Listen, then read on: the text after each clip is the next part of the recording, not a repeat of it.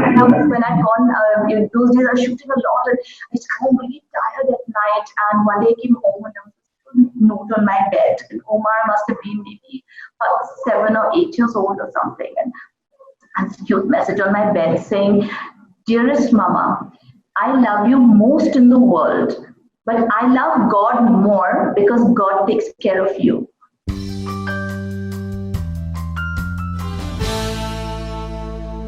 Hi Pooja, and a big thank you from SpotboyE for joining us for this Mother's Day special.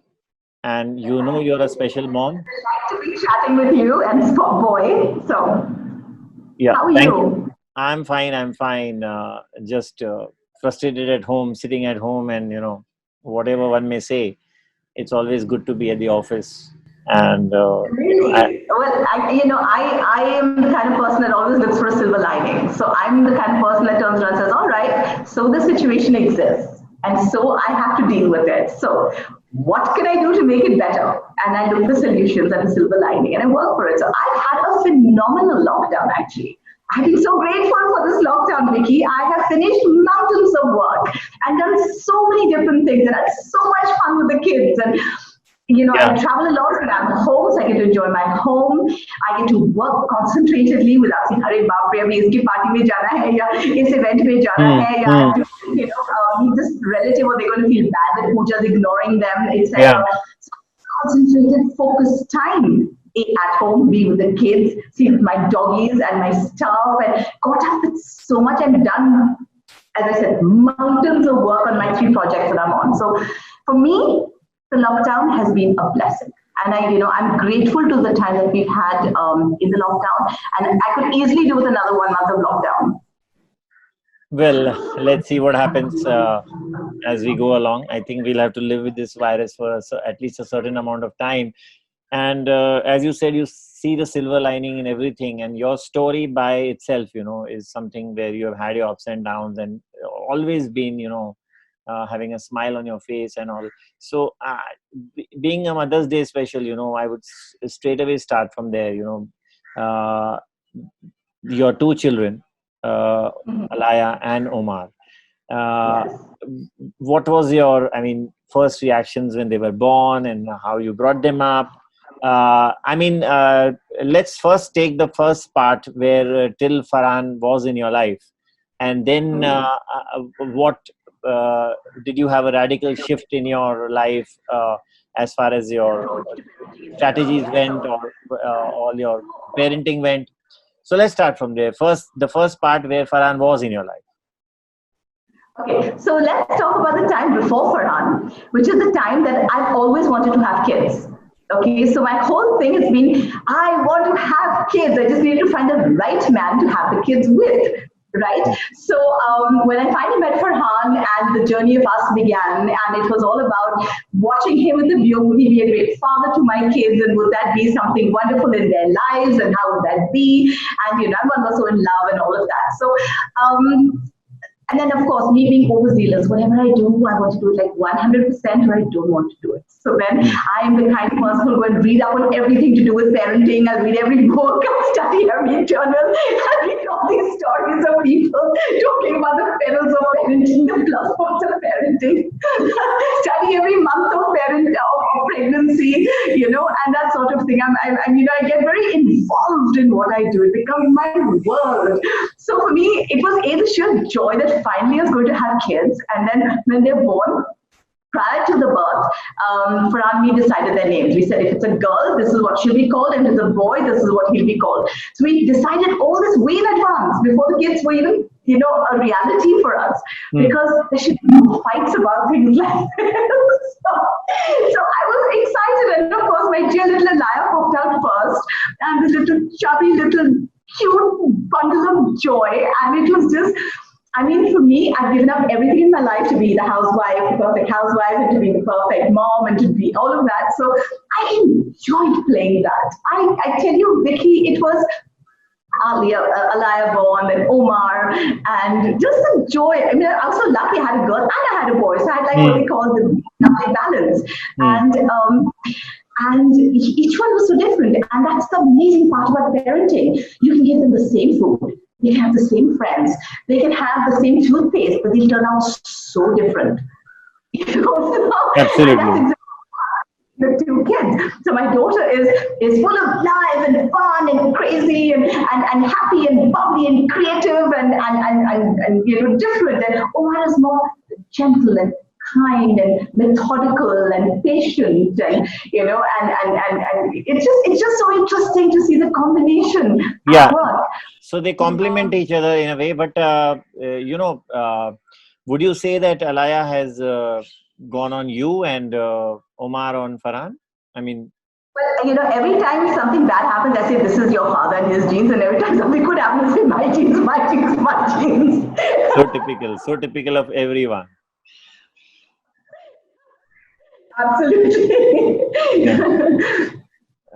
But by and large, I'm Alaya. telling you, all the good genes are me, all the bad genes are the other side of the Okay, so family. you have the 2 pages written out. Yeah. No, I think they're a great blend of the two of us. I think they've got a lot of, even in terms of looks, even in terms of personality. But of course, they spent a majority of their life with me, so naturally, my effect on them will obviously be a lot more because I've been the primary caregiver, being a single mother from the time that they were very small. Because Alaya was just barely 5 and Omar was about 2. So in that sense, I've been a primary caregiver and I've been a very hands-on parent. So for me, that whole concept of quality time rang very true because I experienced that with my parents and Yeah. the fact that they were divorced. And I grew up in an environment where whenever I was with my mom, it was full on, and when I was with my dad, it was full on, and it was wonderful. So sorry, I'm swatching. So for me, my time with my kids, I'm a very adventurous mom. So I'll take them swimming, I'll take them swimming with dolphins, I'll take them up in hot air balloons, I'll take them ATV riding, I'll take them, अच्छा, to. तो आपको डर नहीं लगता था कभी कोई risky ride में या मतलब parents are generally very overprotective when it comes to all these dangerous stunts, if I can call, in childhood. Dangerous stunts, it's the outdoor, this nature, it's fun, and it's whether it's pillow fighting on a bed or whether it's teaching them to hold their breath underwater, whether it's been holding their breath underwater, or whether it's been teaching them how to tie their shoelaces, or whether it's been just teaching them good things about life or humanity or charity and encourage them to come with me to Habitat for Humanity and build homes for the flood affected. And just in every aspect of my life, I've involved them. And I've loved being mother to the two of them. So let's take those days, when they fight with each other. What do you do those days? There might be a day or two they don't talk to each other, and then do you take sides? And sometimes They've never had that space between them. It's unbelievable. They've always teamed up against me. Oh. Okay, so it's always be like, Mama, you don't know. They're like, yeah, really, Mama's really too much sometimes. And I'm like, hello, excuse me. I'm bigger, I'm elder, I'm wiser. They're like, Mama, please, you don't know half the things you think you know. And of course, at certain ages, teenagers think they know everything, right? Parents know nothing. Teenagers know it all. There's a lovely quote that says, when I was 16, I thought my mother was an idiot. When I was 21, I was amazed how much she had learned in 5 years.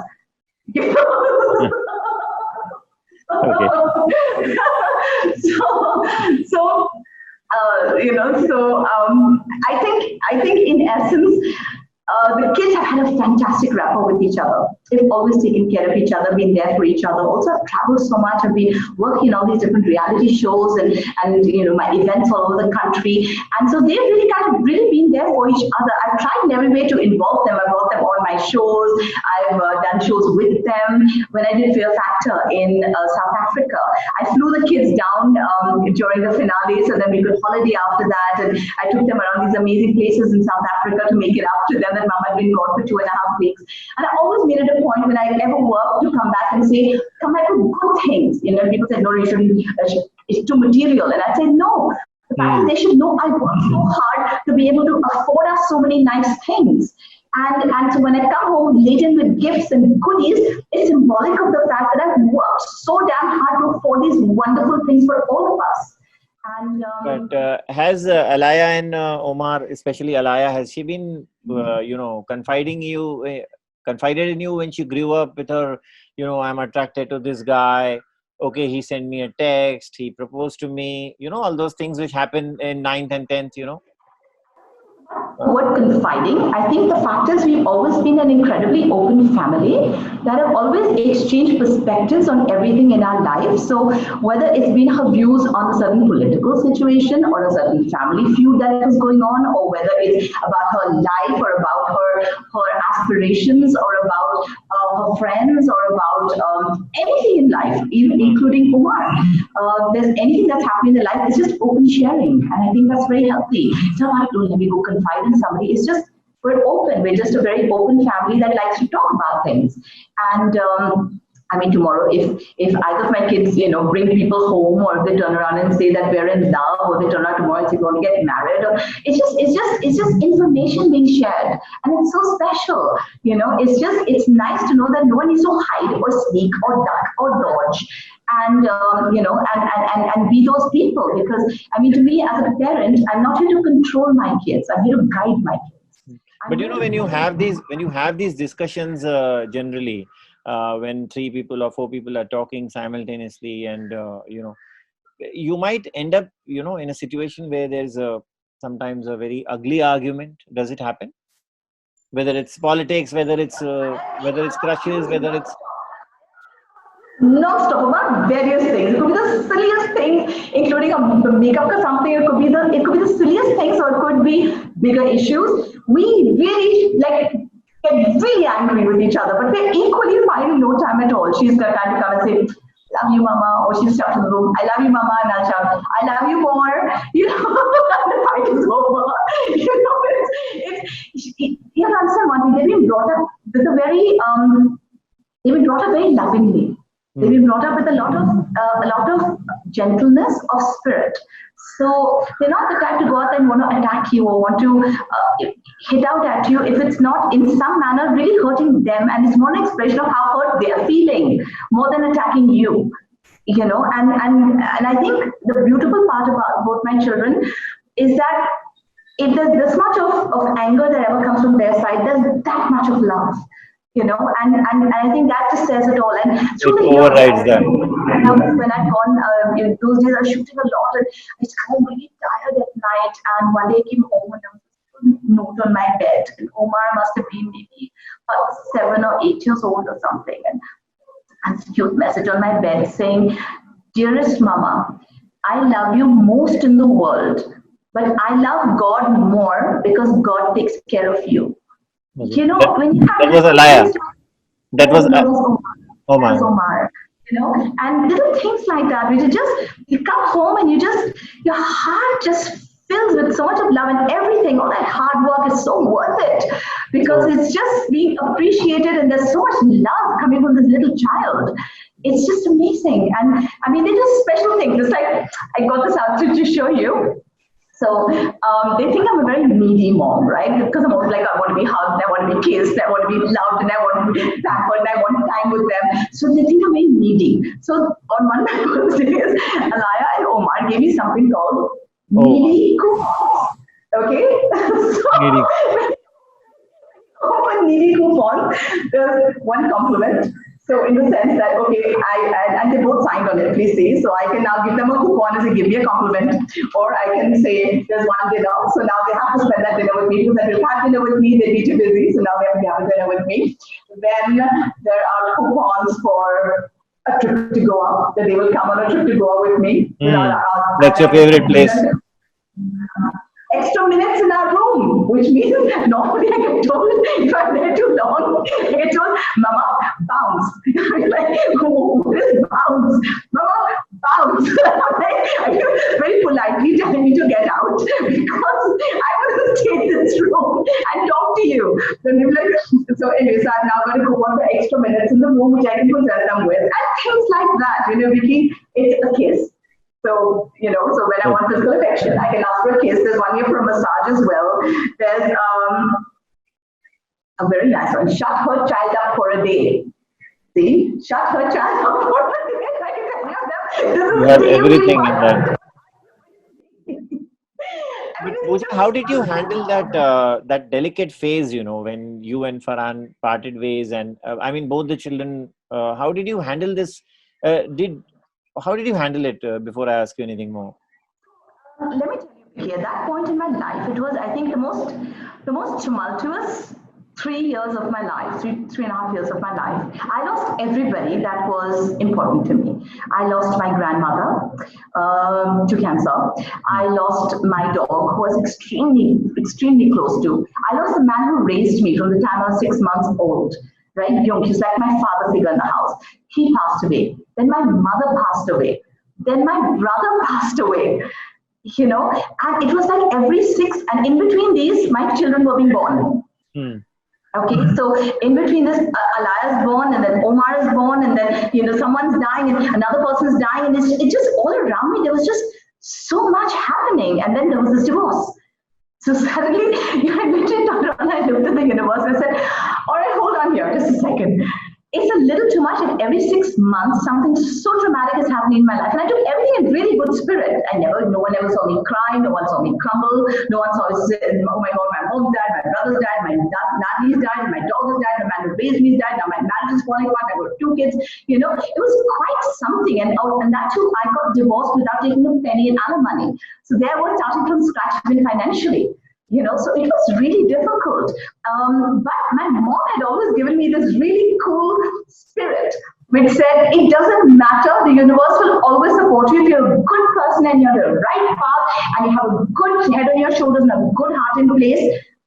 The universe will conspire to help you make things happen. And you know what, Vicky? It did. And I just kept a really positive state of mind no matter what.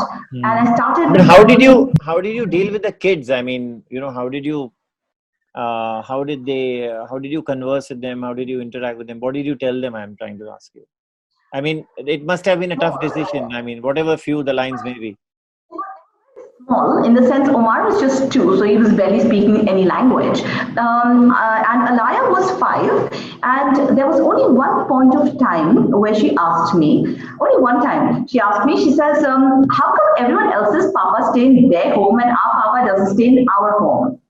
And I said, think about it. When Papa and Mama were living together, there was so much screaming and shouting and, all of that. And she said, yeah, Mama, my ears used to hurt. I said, that's my point. I said, now you're in this home. It's so happy, happy. You go to Papa's home. It's so happy, happy. I said, you're happy. Papa's happy. I'm happy. Everybody is happy. And also, for honey, we were really good friends. We never spoke ill of each other. We always kept a happy face for the kids. In fact, we even got holidays together for the sake of the kids. We were great friends. We meet up often. We kept that bond alive for the sake of the kids. And it's still alive till today. And when he got remarried, I took the kids along for the wedding. And on his 50th birthday, we were all celebrating together. So it was it's the journey through the years. I've known the man since I was 20 years old. I met him when I was just 20. Yeah. So I've known him for more than half my life. And how do you negate a person like that? You don't. I've had kids with the man. I've had decades and decades with the man. I respect that. And yes, things didn't work out. That's okay. It's not the end of the world. This is the end of that relationship in that form. I still have an equation with him, but the nature of that has changed. But you want to get. Love me, and the kids love Laila, and the kids love Zan, and the kids love Manik, who's my fiance, and that's all that really matters. It's how it's, because as I say, it's all about conditioning. It's all about how you see things. When my mother and my father got divorced, and Papa had somebody else in his life, and he remarried, we never saw her as somebody who was taking Mama's place, because Mama had her own space. And she was always going to be our mom, right? Mama doesn't suddenly not become a mama because Papa's marrying somebody else. But I think a large credit there goes to the mother, you and your mother in turn. How you impart that information, how you portray yourself in front of your children. I mean, जो भी थोड़ा बहुत दर्द तो obviously होगा, बिल्कुल नहीं होगा ये तो हो नहीं सकता. But how you keep your, how you hold your nerve, and which I think your mom also did and you also did. So you You know, can't my take mom that away always from said you. no, Vicky, it's to do with how you think. If you think something's bad, it is bad. If you think something's good, it's good. So if Hmm. you see someone as someone to be hated because they're fitting a very stereotypical role of the other woman or the stepmother or the, whatever, then you've Ji. been trained and conditioned to think that way. Yeah, yeah. Right? Keep a stepbrother's bad, a stepmother's bad. You've been conditioned to think that way. We weren't. We grew up thinking, as per what my mother had always said, here's one more person who's entered our family to love and to be loved I by. was So about to you are say a large happy. heart, Yeah, That's yeah, the thing. So yeah, if I grew up like that, that is my belief system. So my yeah, belief system is yeah. one more person to love and one more person to be loved by. So the same thing with Alaya and Omar. It was like, oh great, you have one more person in the family to love, and one more person is going to give you so much more love. And she did. Lana's been amazing with the kids. She has been so good to Alaya and Omar. The holidays they've had. She shares her stuff with Alaya. She helps Alaya in every possible way. They have a It, fantastic bond. And that's that's fabulous, important. That's Yeah, the I was thing. just it all connects, as you say, how you think, which is such a good. I mean, it connects to the message which Absolutely. you. It connects to the message which you just said you gave to Alaya, because that's how you thought. I mean, you instantly. I mean, you didn't rue over the fact or told her first a long story and then ended it with those two lines. But what you gave her, the No, message was no, no. straight and upfront, that okay, put it this way, that your mom is happy, your dad is happy, and you are not getting tense, your ears are not hurting. That's what you are. It all connects, what you say. And to be honest, Vicky, if I wanted to, if I was unhappy, which is the reason I left my marriage, and I'm still unhappy outside my marriage, I should have stayed in my marriage. So the reason to leave a marriage is because you're unhappy. So then if you leave a marriage when you're unhappy, then you should be happy when you're outside. Correct? Isn't that natural and normal? If you're going to be outside and still cry, you might as well have stayed married.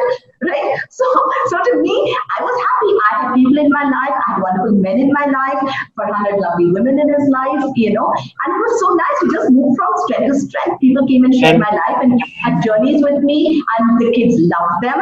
and And they're still so close to the kids even today. All the people I've been involved with over the years, they still are constantly in touch with Alaya and Omar. In fact, one of my ex-boyfriends, when the film released, sent her a beautiful Louis Vuitton bag as a gift because he was so proud of her, his baby Alaya, so to speak. It's just so nice to see that kind of bond and that respect for me and you my children. And I've been you great friends with all my sisters, and I think that's something that everybody should love who's watching this yeah, program. yeah. To round it off, you have been in and out of love, but you've now made up your mind that okay, Manik is the man I want to get married to. And Yes, how have you dealt with the situation with how have you dealt with that situation with Alaya and Omar? And in turn, I want to know what message they have given you, because they have learned so much from you. So what are they telling you now? But first, how did you eventually tell them? Because you have been in and out of love. No, this is the man I'm going to get married to. Because again, that is a big decision, so the howsoever funny young or old you are. and they really liked the men in my life, okay? They've liked each one of them, and for whatever reason, it hasn't worked out. I've enjoyed the journey with them. At the end of the day, they've kept in touch with Yeah, all of us, so yeah, we're all yeah, good, great friends. yeah. But when I met Manik and the kids, I saw they were so fond of Manik because he's just so nice. He's just a very nice man. And the kids just really loved him, and there's a whole equation. And just before Manik came into my life, okay, just before Manik came into my life, Alai and Omar were chatting about something. He said, Mama, you should really get your life together. I said, what? I said, yeah, I mean, look at Papa. He's met Laila auntie. He's settled down with Laila auntie. They've had a child together. He's got his life sorted. You should just get someone and get married and settle down. So they're ready to get married and settle down. Okay, they say, no, I don't think so. I need to find the right person. And only if I feel it's the right person I want to spend the rest of my life Yeah, with, yeah. only then will I settle down. And And it yeah, happened. the right person. So it's just really funny because when I met Manik, they were so fond of him. So and that was just perfect. Alaya's So Alaya's wish Alaya's wish came true, Pooja. well, not true yet because I'm only engaged. I'm still not married. Yeah, It'll but happen. There's been one reason after another to why we couldn't get married last year. Now this year again. so now is it? So COVID. now I know, What I are know. getting So married? houses in Goa and in Mumbai, and it's just something else. I was just about to ask you now, is it next year, 2021? Is it going to be I should next be year? saying health willing, environment willing, lockdown willing, everything willing. I don't Yeah, know, but it just matters that you met the right person. I mean, the actual act of marriage is literally just a signature on a piece of paper, yeah, and it yeah, symbolizes it yeah, all, yeah. But I mean, I think the actual cementing is in the hearts, and the actual romance and love and integrity and commitment lies in what you share with that person. Yeah. You can sign a piece of paper and each one can be doing their own thing, leading separate lives and seeing other people. That marriage means nothing. So I think a true meeting of souls is actually the most important thing, and marriage is just a beautiful next step forward, should you choose to take it, and we have chosen to because I'm engaged. I would love to continue with this fabulous person, fabulous mom, and fabulous person much before that, so full of life. I mean, I don't want to use these cliched words with you, positive and all that, but so full of life is the better term with you. And stay that way, Pooja. And it's a big thank you from Spotboy for joining us. Take care and stay safe, and most importantly, stay sane. Stay safe. Thank you. Thank you so much, Pooja. Thank you.